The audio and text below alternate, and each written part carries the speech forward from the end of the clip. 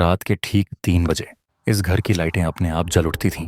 किसी के उठने से पहले, जैसे कोई पहले से जाग रहा हो। किचन की जलती हुई लाइट हर बार ऐसा लगाती थी जैसे कोई अभी अभी वहां से गुजरा हो। बाथरूम का दरवाजा हमेशा आधा खुला रहता, जैसे अंदर कोई हमें आने का इंतजार कर रहा हो। डाइनिंग हॉल की अकेली जलती ट्यूबलाइट हमें बार बार याद दिलाती थी कि इस घर में अंधेरा कभी पूरा नहीं होता। घड़ी हमेशा 3 बजते ही कांपने लगती, जैसे उसे भी पता हो कि कुछ होने वाला है। पूरे फ्लैट में बत्तियां एक एक करके जलना ये किसी खराबी का नहीं, किसी मौजूदगी का संकेत था। लोखंडवाला की इन चमकती सड़कों पर रोहन, प्रिया और विक्रम को लगा था कि शहर ने उन्हें नई जिंदगी दी है। उन्हें क्या पता था, असली अंधेरा तो उनके फ्लैट में इंतजार कर रहा था। शिफ्टिंग के पहले ही दिन इन तीनों को यही लगा कि सब ठीक होने वाला है, पर कई बार घर हमें चुनते नहीं, हम किसी और की कहानी में खींचते चले जाते हैं। रात की नौकरी, थकी हुई आंखें और वही एक सवाल, आखिर यह घर हर सुबह 3 बजे क्यों जाग जाता है। हंसी मजाक, चाय की प्याली और तीनों की दोस्ती, सब कुछ सामान्य था। बस घर की दीवारें ही उनकी बातों को कुछ ज्यादा ध्यान से सुन रही थीं। हर सुबह 3 बजे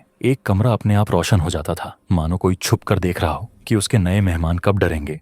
ताज्जुब तो तब हुआ जब तीनों ने वही लाइट फिर जली देखी, लेकिन इस बार उन्हें लगा कोई उन्हें अंधेरे से देख रहा है। शाम को हमेशा की तरह आशा आंटी आई, लेकिन उस दिन उनकी आंखों में कुछ बेचैनी छुपी थी, जो उन्होंने हमसे छुपाने की पूरी कोशिश की। घर के बीचों बीच एक बच्चा चुपचाप फर्श पर बैठा था। वह न खेल रहा था, न बोल रहा था, बस हमें देखे बिना देख रहा था। रोहन और प्रिया जैसे ही अंदर आए, उन्हें सबसे पहले वही बच्चा दिखा, पर आशा आंटी कहीं भी नजर नहीं आ रही थी। उसके चेहरे पर कोई भाव नहीं था, लेकिन उसकी आंखों में ऐसा सन्नाटा था जिसमें किसी आवाज की गुंजाइश ही नहीं थी। जब उन्होंने पड़ोसी मिश्रा जी से पूछा तो उनका जवाब दिल दहलाने वाला था, आज आशा तो आई ही नहीं। हम भागकर वापस फ्लैट में आए, पर इस बार न बच्चा था और न उसकी मौजूदगी का कोई निशान।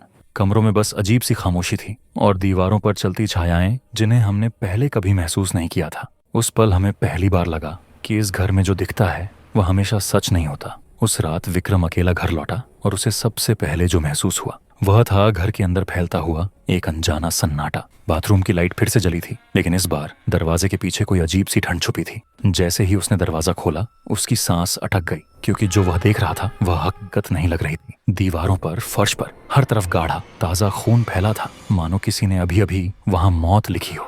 विक्रम चीखता हुआ बाहर भागा, लेकिन जितना वह दौड़ रहा था उतना ही लग रहा था कि कोई उसके पीछे पीछे चल रहा है। कमरे का दरवाजा खुला और वही बच्चा उसके बिस्तर पर बैठा मुस्कुरा रहा था। उसकी आंखें पूरी तरह काली थीं और चेहरा ऐसा जैसे वह इंसानों जैसी मुस्कान देना भूल चुका हो। विक्रम के चीखने से पहले ही वह आकृति हवा में घुलकर गायब हो गई, लेकिन कमरे में उसकी मौजूदगी अब भी चारों तरफ महसूस हो रही थी। विक्रम के फोन के बाद रोहन और प्रिया बिना देर किए घर की ओर दौड़े। उन्हें उसकी आवाज में डर साफ सुनाई दे रहा था। जैसे ही तीनों बाथरूम की ओर बढ़े, हवा में एक अजीब सी थकान, एक वजन सा महसूस हो रहा था, जैसे घर खुद उनकी चाल सुन रहा हो। पर अंदर पहुंचकर जो दिखा उसने तीनों को और भी डरा दिया, क्योंकि बाथरूम पूरी तरह साफ था, खून का एक भी निशान नहीं। विक्रम कांपते हुए बार बार वही जगह दिखा रहा था।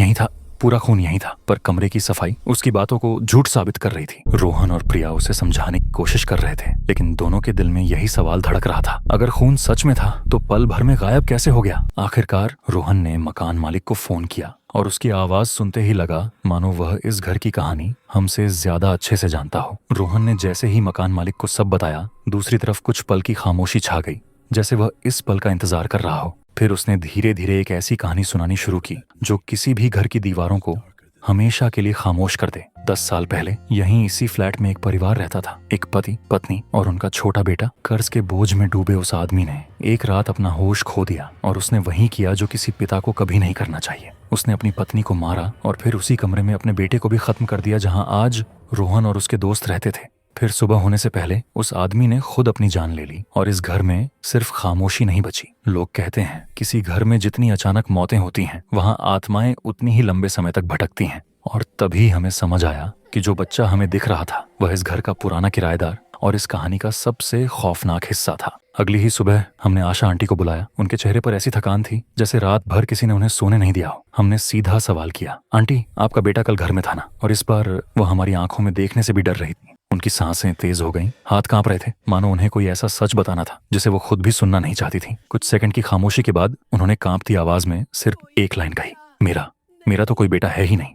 उनकी आंखों के पीछे छुपा हुआ डर हमसे ज्यादा किसी और को देख रहा था। वह बच्चा जो उसी वक्त उनके पीछे खड़ा मुस्कुरा रहा था। आशा आंटी को उसकी मौजूदगी महसूस भी नहीं हुई, लेकिन हमें साफ दिख रहा था वह उनके कंधे को छू रहा है, पर उसका हाथ आर पार चला जाता है।